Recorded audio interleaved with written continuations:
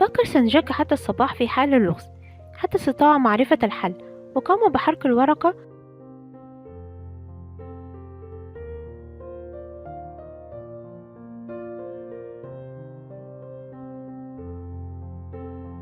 وطلب من بوكيتا إحضار الصناديق التي بها الجنسك الأحمر وبعض الحطب. فاستغرب الجميع، وتجمع التجار الصينيين حوله، وطلب من بوكيتا إشعال النار في الحطب. فاستغرب بوكيتا جدا، وقال له سانجاك نفذ الأمر، وتم إشعال النار. وفتح سانجاك صندوق واحد من الجنسين الأحمر ورماه في النار، وانصدم الجميع ومن معه. وقام سانجاك بأخذ الجنسك مرة أخرى وحرقه في النار.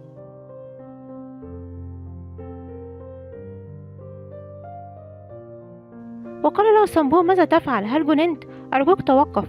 وعرف جام يونج بالأمر وحضر بسرعة هو وشيسو.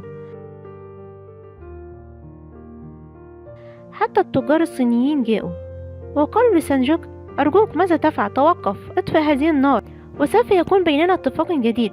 فقال لهم سانجاك هذا أفضل جنس أحمر في البلاد، وأنتم هنا لا تعرفوا قيمة هذا وتريدون شراءه بأقل الأسعار. لن أعطي لكم صندوق واحد، أفضل أن أحرقه على أن تأخذوه مني بسعر قليل. واستمر برمي جنسك في النار. فتجمع التجار الصينيين يتكلموا مع بعض، حتى قال أحدهم حسنا سوف نعطي لك السعر الذي حددته، سوف ندفع 160 يانج. فرفض سانجاك وقال سوف تدفع ثمن جنسك الذي احترق أيضا، وقال هذا قراري النهائي وإلا سوف أحرقه كله. فقال له حسنا سوف ندفع لك 200 يانج على جميع جنسك بما فيهم المحروق. ففرحت بوران جدا هي وسامبو، لم يصدقوا هذا السعر. وانصدم شيسو جدا وجوم يونج لأنهم باعوه ب65 يانج فقط، واشتراه سانجاك منهم أيضا. فوافق سانجاك على عرضهم وقال حسنا سوف نبيع لكم الجنس. وبدأ بإطفاء النار بسرعة، وجوم يونج ينظر مصدوم، ونظر إليه سانجاك ولم ينسى أنه سبب في قتل والده وسيده جونج جو. وقال لنفسه سوف أدمر كل تجارتك قريبا. وجلس جوم يونج يفكر فيما حدث، وحاولت داي يونج أن تدخل إليه لكنه رفض. وتذكر عندما قال له سانجاك سوف أجعلك تتوسل لي لكي أسامحك ولن أفعل. في نفس الوقت تذكر سانجاك والده عندما قال له يجب أن يسعى الإنسان كثيرا لكي يحقق هدفه.